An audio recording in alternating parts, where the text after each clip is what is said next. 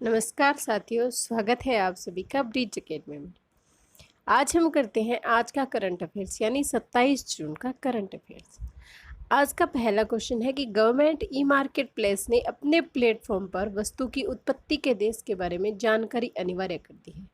तो ये जो जेम है कब अस्तित्व में आया था, यानी गवर्नमेंट ई मार्केट प्लेस है जो कब अस्तित्व में आया था। ये अस्तित्व में आया था 2016 के अंदर।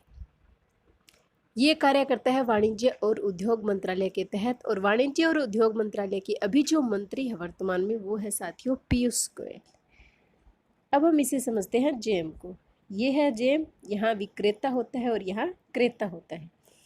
अब जो विक्रेता है उसे अपनी ओरिजिन कंट्री है जो बतानी होगी, यानी जो भी उत्पाद वो बेचेगा उसके जो उत्पादक कंट्री है, ओरिजिन कंट्री है, वो उसे बताना पड़ेगा। बात करते हैं अगले क्वेश्चन की। हाल ही में किस स्नाइपर संस्थान ने रोग प्रतिरोधी क्षमता बढ़ाने वाली हर्बल चाय लॉन्च किया था? ये लॉन्च किया है नाइपर मोहाली पंजाब में। भारत के अंदर जो नाइपर है वो 7 जगह पर है। वो 7 जगह अहमदाबाद, साबरमती, हैदराबाद है जो मुंशी, यानी कि ये जो ब्रैकेट में है अहमदाबाद साबरमती नदी के किनारे है, हैदराबाद मुंशी नदी के किनारे, जो ये नदियाँ बताई गई ताकि आपको साथ के साथ याद होता रहे। 7 जगह है अहमदाबाद, हैदराबाद, हाजीपुर, कोलकाता, गुवाहाटी, मोहाली और रायबरेली।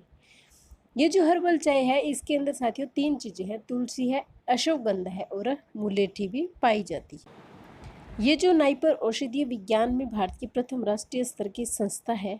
नाइपर की फुल फॉर्म की अगर बात की जाए तो national institute of pharmaceutical education and research इसकी फुल फॉर्म है। अब बात करते हैं अगले क्वेश्चन की। हाल ही में केंद्र सरकार ने 2020 के लिए किस नकदी फसल को न्यूनतम समर्थन मूल्य बढ़ाकर 2700 रुपये प्रति क्विंटल कर दिया? तो ये फसल है पक्के छिले नारियल। नारियल की भूमि कहा जाता है केरल को, और राष्ट्रीय वृक्ष है वो मालदीव का नारियल का वृक्ष है। एमएसपी में वर्तमान में 25 फसलें हैं, और उसमें केंद्र सरकार ने 2020 के लिए पक्के छिले नारियल का जो न्यूनतम समर्थन मूल्य है वो बढ़ा दिया है, और बढ़ाकर कितना किया? 2700 रुपये प्रति क्विंटल। अब हम करते हैं अगले क्वेश्चन की बात। हाल ही में गगनयान परियोजना से रिलेटेड व्योम मित्र सुर्खियों में है, यह क्या है? तो ये यात्रियों की सहायतार्थ ह्यूमनॉइड रोबोट है, और इसरो 2020 में गगनयान भेजेगा। अब बात करते हैं अगले क्वेश्चन की। हाल ही में कौन सा देश है ड्रोन के माध्यम से टीडी नियंत्रण करने वाला विश्व का पहला देश बन गया? तो ये है भारत। टीडी आक्रमण के कारण सोमालिया ने साथियों आपातकाल भी घोषित किया था, तो ये भी आपको याद रखना है। नेक्स्ट क्वेश्चन है कि वर्तमान पीएम केयर्स फंड का उपयोग 50,000 मेक इन इंडिया वेंटिलेटर्स के लिए किया जा रहा है, जिसमें 30,000 वेंटिलेटर्स का निर्माण किसके द्वारा किया जा रहा है? तो ये किया जा रहा है भेल के द्वारा, भारत इलेक्ट्रॉनिक लिमिटेड के द्वारा।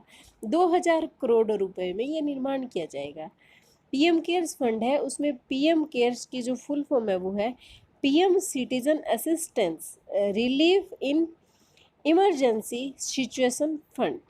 ये जो अस्तित्व में आया था 28 मार्च 2020 के दिन, और अध्यक्ष इसके साथियों पीएम होते हैं। तो अभी जो अध्यक्ष है इसके वो प्रधानमंत्री नरेंद्र मोदी जी है।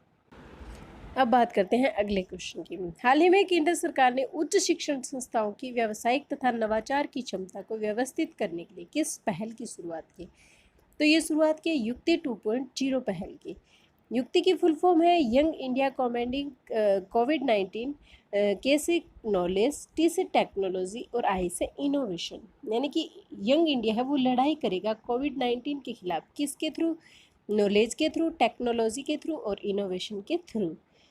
ये जो युक्ति 2.0 पहल है ये मानव संसाधन विकास मंत्रालय द्वारा स्टार्ट की गई है, और आपको पता ही है मानव संसाधन विकास मंत्रालय के जो मंत्री है वो रमेश पोखरियाल निशंक है।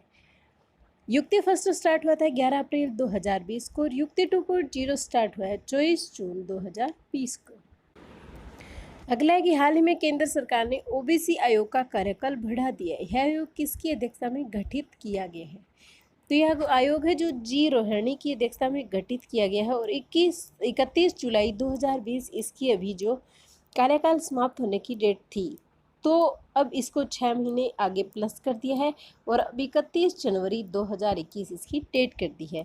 ओबीसी आयोग का जो वर्णन है अनुच्छेद 340 के अंदर, और गठन हुआ था 2017 के अंदर। बात करते हैं अगले क्वेश्चन की। हाल ही में कुशीनगर हवाई अड्डे को अंतर्राष्ट्रीय हवाई अड्डा घोषित किया गया है, यह कहाँ स्थित है? तो कुशीनगर जो हवाई अड्डा है वो उत्तर प्रदेश के अंदर स्थित है। अगला है कि हाल ही में इस्लामाबाद में पहले हिंदू मंदिर की आधारशिला रखी गई है, यह मंदिर किस भगवान को समर्पित है? तो यह भगवान कृष्ण को समर्पित है। अब स्टार्ट करते हैं अगला क्वेश्चन। वर्तमान में विश्व कराटे महासंघ के अध्यक्ष कौन है जिन्होंने भारतीय कराटे संघ की मान्यता रद्द करने की घोषणा कर दी है? तो ये एंटोनियो एस्पिनोस है और विश्व कराटे महासंघ वो सेटअप हुआ था 1970 को। हेडक्वार्टर है उसका मैड्रिड स्पेन में। इसे रद्द क्यों किया गया है भारतीय कराटे संघ को? तो चुनाव में धांधली के कारण इसकी सदस्य है वो रद्द कर दी गई है। भारत 21 दिन में अब इसमें वापस ज्वाइन करने के लिए अपील कर सकता है।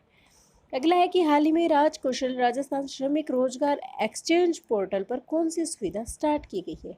तो राजबोट सुविधा है वो स्टार्ट की गई है। यह रोबोटिक्स पर आधारित एक चैट बोट है, श्रमिकों के पंजीयन प्रक्रिया को सरल बनाने में सहायक होगी। ये जो एक्सचेंज पोर्टल है ये स्टार्ट किया गया था 5 जून 2020 को मुख्यमंत्री अशोक गहलोत के द्वारा। तो साथियों ये था हमारा आज का करंट अफेयर्स। आपको कैसा लगा है आप हमें कमेंट करके ज़रूर बताइएगा। एंड हमारी वीडियो आपको हेल्पफुल लगती है तो आप इसे शेयर करें एंड बार बार इसे सुने ताकि इसका फ़ायदा हमें मिल सके।